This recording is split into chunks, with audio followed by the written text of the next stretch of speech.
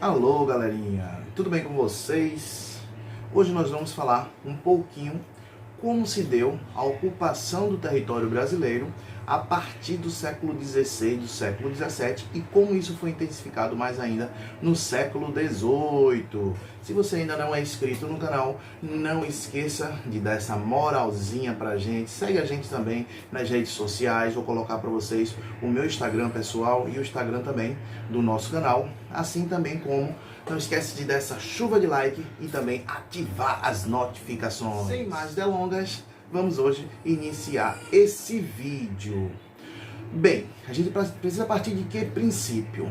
Quando nós tivemos o início, né? Que início é esse, Júnior? O momento que foi dividido o Novo Mundo, né? Foi encontrado esse Novo Mundo e foi dividido entre os países ibéricos, tá bom? Quais são esses países? Portugal e Espanha. Beleza, até aí tudo bem. Essa divisão se deu por um acordo firmado na cidade de Tordesilhas. Daí o nome Tratado de Tordesilhas, que foi assinado em 1494. Beleza, partiu. Aí nós temos a divisão do Novo Mundo entre os países ibéricos, tá? Só que quando Portugal deu início a esse processo de colonização, ainda no século XVI, nós tivemos uma intervenção desse processo. Até já contei para vocês que houve o falecimento do rei, Dom Sebastião, depois veio Dom Henrique, o herdeiro mais próximo era o rei da Espanha, onde nós vamos ter a União Ibérica. Então, o período da União Ibérica, o Tratado de Tordesilhas praticamente deixou de existir, tá? Então, nós tivemos ali os espanhóis, os portugueses, os lusos brasileiros também, adentrando mais para o interior. Beleza? Então a gente já tem aí século XVI, século XVII, início do século XVII. Só que em 1640 também já falei para vocês que nós tivemos a restauração da monarquia portuguesa.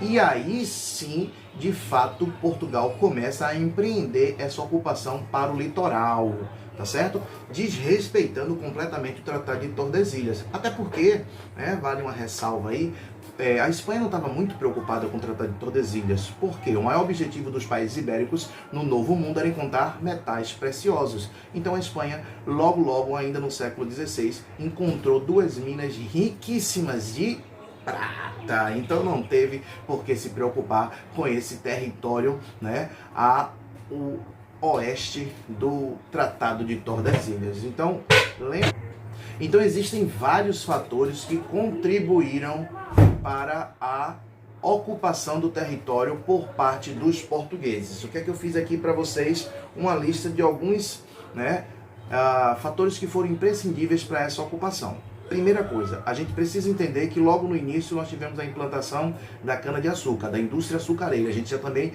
já falou em outros vídeos sobre isso. Só que, além do trabalho do ser humano, era necessário o trabalho animal. Então, as fazendas da Bahia e tal, começaram a criar animais.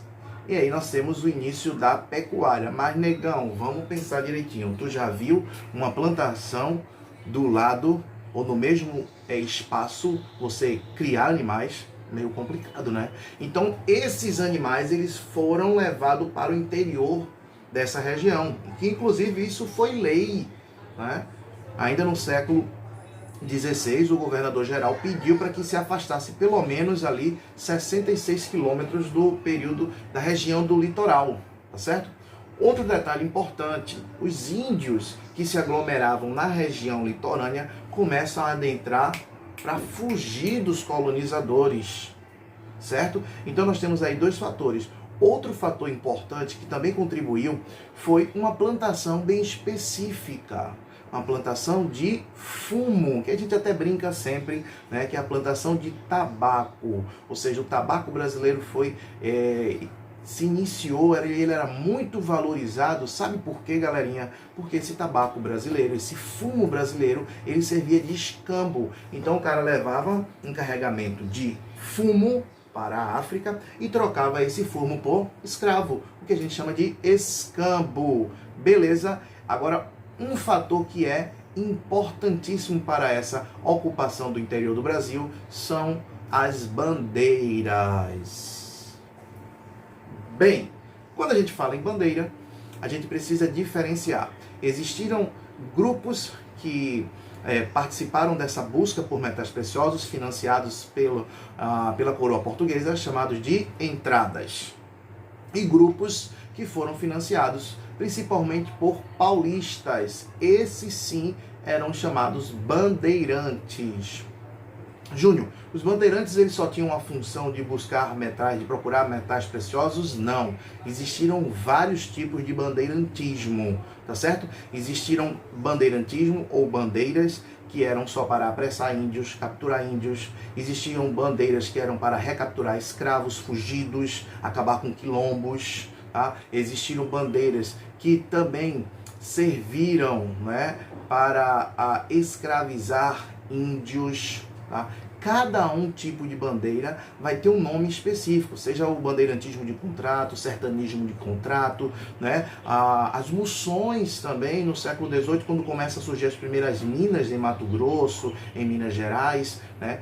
Várias caravanas seguiam para levar alimentos para ser vendidos, outras e outras coisas também para essas regiões mineradoras, e vão ser chamados de monções. Tá certo? Então a gente percebe aí que as entradas elas tinham um objetivo muito pré-determinado, que era buscar metais preciosos, né, representando essa coroa portuguesa.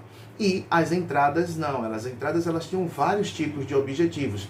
Buscar índios, acabar com quilombos, chegar até as reduções, né, que eram as missões jesuíticas. Inclusive, esses bandeirantes vão entrar em conflito com esses jesuítas, porque eles entravam nas missões jesuíticas para poder escravizar esses índios. Então, assim, existiam vários objetivos que eram estabelecidos por esses comerciantes paulistas. Daí até hoje São Paulo ser conhecida como a terra dos bandeirantes. Como eu já falei sobre as minas, um detalhe engraçado é que os primeiros a encontrarem as primeiras minas de ouro de aluvião no Brasil foram exatamente esses bandeirantes, foram exatamente esses paulistas. Então os paulistas se achavam no direito de só eles explorarem essas minas de ouro. Então no início do século XVIII nós tivemos uma guerra, né, entre os paulistas e aqueles que foram chamados de forasteiros, pessoas que vinham de fora, até mesmo de Portugal, buscando esse ouro de aluvião.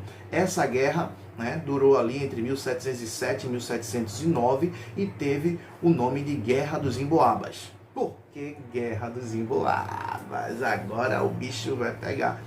Besteira, galera.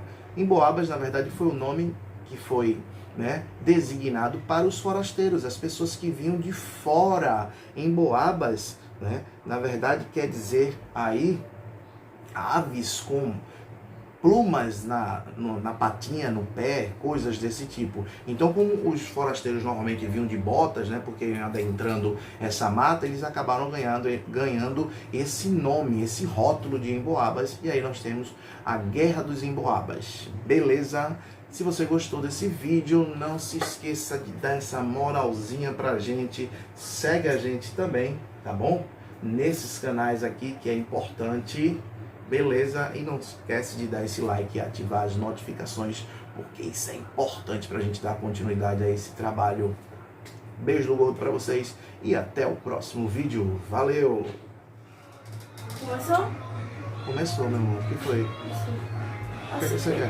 Hã? A chupeta? Ele tava com a chupeta agora, né?